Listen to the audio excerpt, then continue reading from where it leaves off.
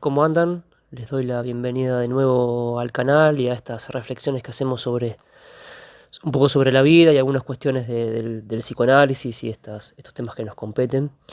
Y resulta que hace algunos pocos días, en función de un comentario que me hicieron, eh, todos en el tema pensaba, ¿no? En el tema de los diagnósticos y de alguna forma un poco su función.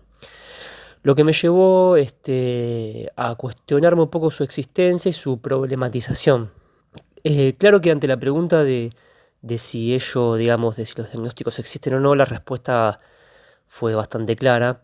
Existen en tanto los hemos incorporado como entidad a nuestras vidas y a la práctica misma. Con ello quiero decir que, dada su existencia en todo lo que implica el marco de la llamada salud mental, que lo voy a entrecomillar por ahora, pensaba en cómo estas ideas o esta idea es un problema para el psicoanálisis y para la clínica en sí misma. Digo clínica en el sentido dependiendo por supuesto, de cómo leamos esta cuestión. No lo planteo el problema en términos de que se pueda resolver, digamos como si fuese un problema que hay que solucionarlo, sino más bien en la idea que podamos plantar una pregunta sobre la relación que existe entre el diagnóstico y el ser. Es decir, aquello que yo soy, lo que me representa, ¿no? Que es un poco de alguna manera siempre lo que se nos juega, o es un poco la pregunta que siempre está como ahí dando vueltas. Ya partimos desde una idea porque sabemos que siempre se trata del otro, no del gran otro, como ya lo venimos planteando en esta línea de trabajo. Si ustedes observan un poco otros videos o un poco el trabajo que venimos haciendo, siempre está la presencia y siempre está la pregunta de qué soy yo para este gran otro, ¿no? Mi hipótesis, lo que yo voy creando en este sentido. Y lo interesante de esto es que podemos marcar, y lo quiero decir desde el inicio, algunas diferencias con respecto a la psicología y a la psiquiatría. Voy a tomar estos tres grandes ámbitos como para poder ir haciendo algunas reflexiones. Como así también con el discurso médico, que tiene una versión del diagnóstico muy diferente a la que nosotros proponemos y a lo que estamos intentando llevar adelante. Por ende, lo que voy a hacer es no entrar en el terreno del discurso médico, porque ahí el diagnóstico viene por otro lado, viene con otras variables, digamos. Bueno, dicho esto, quisiera entrar en tema, ya entré en tema, pero quisiera decir que en general los sujetos somos diagnosticados por el lenguaje mismo.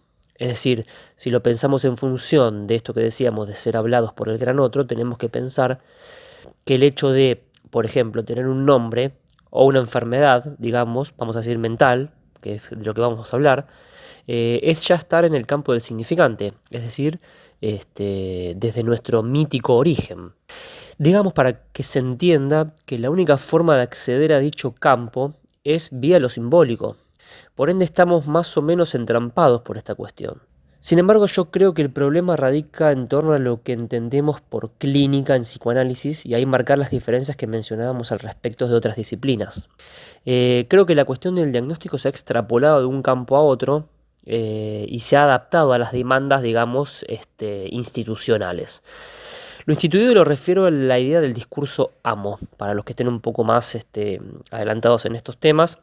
Eh, voy a abordar el tema de las instituciones en otro momento porque me parece súper interesante, pero creo que en ese sentido lo refiero no tanto a las instituciones como un lugar, sino más bien a la idea de institución, de lo que se instituye. Lo cual voy a anticipar, pero no voy a entrar, me resulta un tanto perverso, por así decirlo. Discurso amo que, como sabemos, es una pieza fundamental casi de toda praxis, digo, porque el paciente concurre a la consulta particular o institucional buscando un amo, alguien que le diga qué hacer, cómo resolver alguna cuestión, y como mencionábamos antes, qué ser. Esta es un poco la pregunta, ¿no? Y sucede algo similar con, por ejemplo, los conceptos de enfermedad, salud, cura, trastorno. Creo que muchas veces se lo aborda desde un punto de vista médico, intentando llegar a su causa, como una cosa que pueda, digamos, ser identificada y ser erradicada. Es decir, que necesito saber qué soy para poder tratarlo. Este punto creo que es el pivote, el punto nodal, porque dependiendo de cómo leamos esta cuestión, nos va a disparar hacia cualquier dirección y diferentes tipos de clínica. Me interesa la propuesta de Lacan, ya que viene a romper de varias formas con lo planteado por otros paradigmas, digamos. Em, Esta pregunta, que es bien neurótica por excelencia, encierra un problema ya que el lenguaje no nos aporta nada al respecto, sino más preguntas todavía. Y tenemos la característica de que la metonimia nos lleva siempre a otro significante, a otra palabra, y así hasta nuestro infinito, por así decirlo. Y pareciera entonces que tener, lo digo entre comillas, algo diera un poco de alivio. Sin embargo, sabemos que ahí entramos de lleno en el engaño, y es un engaño que nos propone la propia lengua, ¿no? La lengua, como el neologismo inventado por Lacan. Ya podemos marcar una primera diferencia tajante entonces. No podemos pensar en la cura tipo. La cura tipo todo junto, vamos a tomarlo como si fuese un mismo significante. Para decirlo sin mucho preámbulo, la cura tipo sería algo así como si tal paciente es neurótico, yo puedo aplicar un tipo de abordaje, por ejemplo, si es psicótico aplico otro y si es perverso otro, y bueno, y así con toda la nosografía que se nos ocurra. Que es un poco el mecanismo que hace la psiquiatría. Ahora vamos a ver esta cuestión. Para lo que adherimos a esta propuesta, sabemos, a la propuesta de Lacan, digo, ¿no? Sabemos que aquí tenemos un gran problema, ya que partimos de la idea de que el saber se encuentra en falta en psicoanálisis. Por ende, yo no podría saber qué es un neurótico o qué es un psicótico, por poner un ejemplo.